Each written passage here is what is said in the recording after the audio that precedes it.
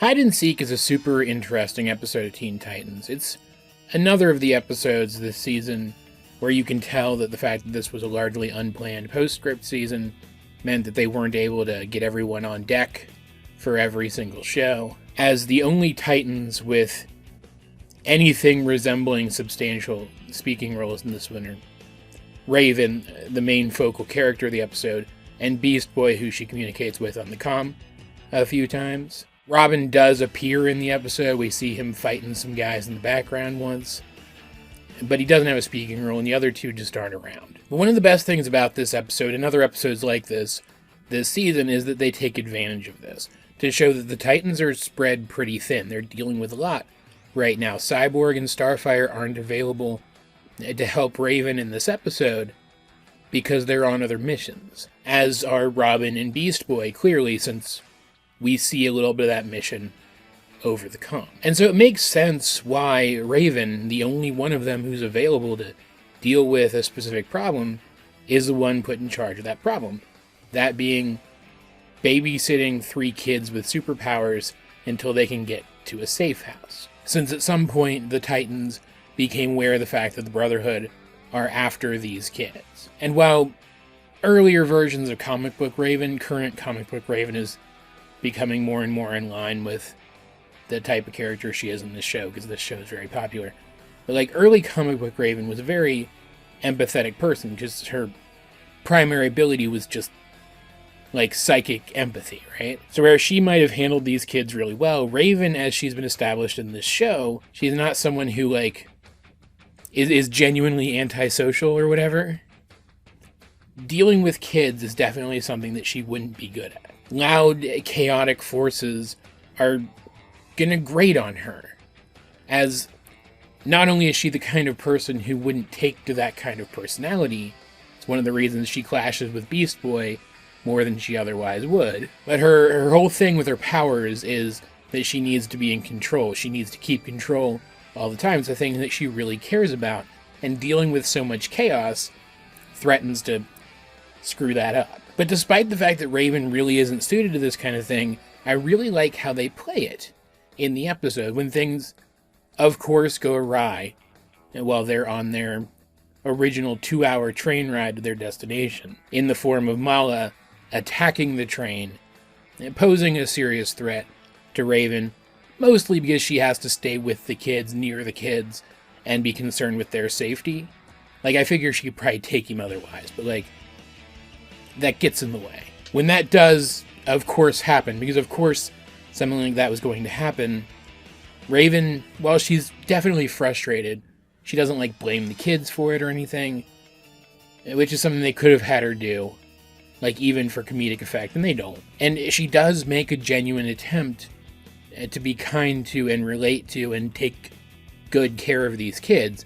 She's just not particularly good at it, mostly because she's not experienced with it. Like, she snaps at them at least once. Like, I remember once that she does.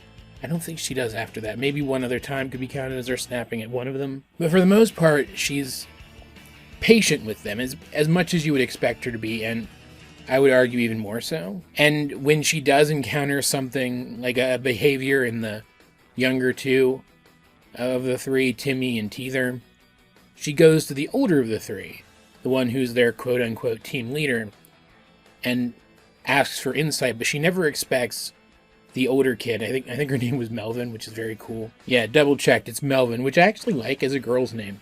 I think that's actually really cute. She never expects Melvin to, like, take over caring for the others. Just, to offer what insight she can into how to care for them herself. Raven's self. You get what I'm saying. And especially for someone who doesn't even like most people, kids on average being more annoying than most people.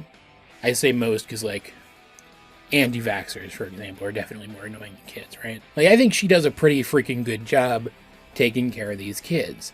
She doesn't talk to them like they're stupid. She treats their concerns as if they're genuine. She just doesn't always know what their concerns are, right? And while she does dismiss some of the stuff that Melvin says, you understand why she does. Like, Melvin's thing is that she has an invisible friend, Bobby, and Raven thinks that Bobby is just a manifestation of telekinetic powers in Melvin. So when Melvin says stuff like, Bobby doesn't think this place is safe, Bobby's afraid to go in there, Raven dismisses it. But she has good reason to do so. She herself has telekinetic powers, so it makes sense that her mind would go there for Melvin.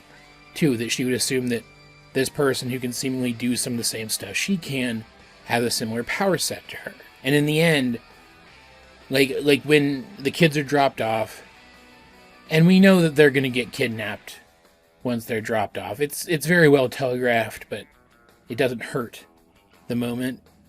Raven walking away with a smile on her face, imagining what they must be doing inside the monastery that they were left at, and then getting so worked up when she realizes something's wrong, was just a glorious moment.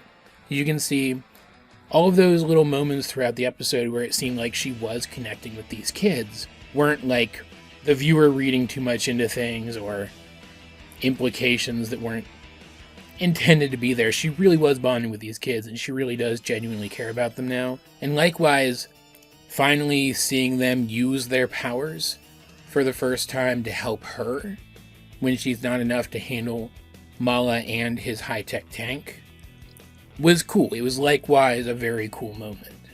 As was the reveal that Bobby is actually, he's not exactly real, but he's not real either. Turns out Melvin's power isn't telekinesis, it's imagination manifestation.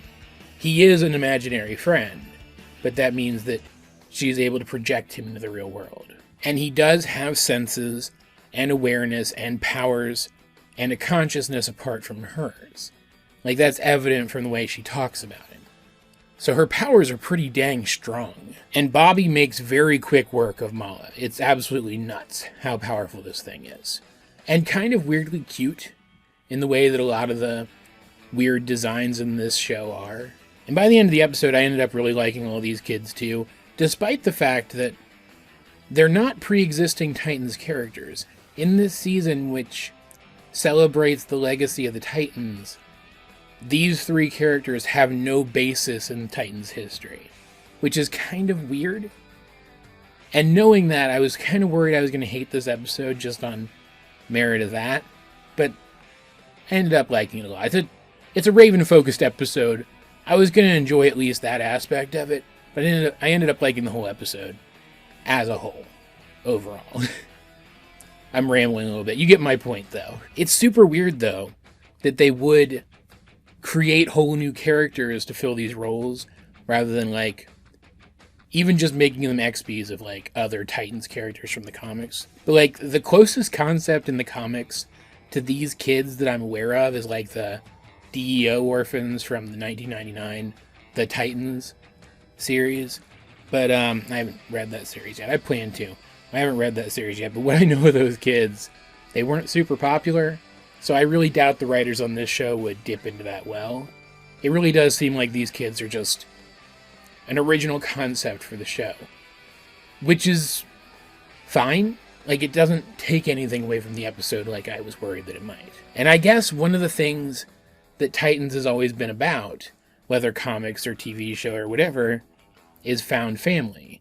And these kids do seem to be orphans, like those DEO kids, and they do find family in Raven and have found family in each other. So this is still a celebration of what Titans is, even if these aren't legacy characters. I also really like the little hints throughout the episode that Bobby is real, because I do remember as a kid, the first place that my mind went to when I saw Bobby doing stuff for the first time, invisible of course, was that Melvin was probably telekinetic. But there are little hints throughout the episode that he is, in fact, a physical presence that we just can't see. The way he breaks things is very visceral. When he separates a train car that they're in from the rest of the train so they can escape from Mala. The train car doesn't just, magically decouple itself or break away cleanly like you might expect if someone with telekinesis was doing it. It looks like it's squeezed apart by a giant hand. Cable car, that's the right term. One of those suspended gondola things. You know what I'm talking about. When they all get in one of those at one point, one side of it dips. under Bobby's weight, and another time while Raven is calling Beast Boy to try to get tips about how to deal with the kids better, a plate of food that was meant for Bobby is suddenly empty of food as if something has eaten it. Which is the only one of those little tidbits that can't be explained by Melvin just having telekinesis, but all of them are little hints, and I appreciated it. I appreciated that, looking back, it's clear that this thing was actually there. Overall, this was just a really strong Raven episode. She presented very well in this episode, as she tends to do in episodes that focus on her, featuring a cast of new characters that I liked way more than I remembered liking or expected that I would like. I was pleasantly surprised by it. In fact, I found these kids endearing enough characters that I kind of want to see more of them. I want to see them rolled into the comics or something so we can get more of these kids. I want to see them, learn to be superheroes and grow up. I think that would be cool. It's unfortunate that that's almost definitely never going to happen. All of that said, though, guys, as per usual, I'd like to know, what do you think of the Teen Titans episode, Hide and Seek? Let's get a discussion going in the comments section down below. And while you're down there, you might as well like the video, share it with anyone else you think would enjoy my content, subscribe if you haven't. You can also check out links to my various social medias, as well as to the many ways you can help out the channel. Those will be in the video description. But either way, this has been AJ22, and I will talk to you guys later.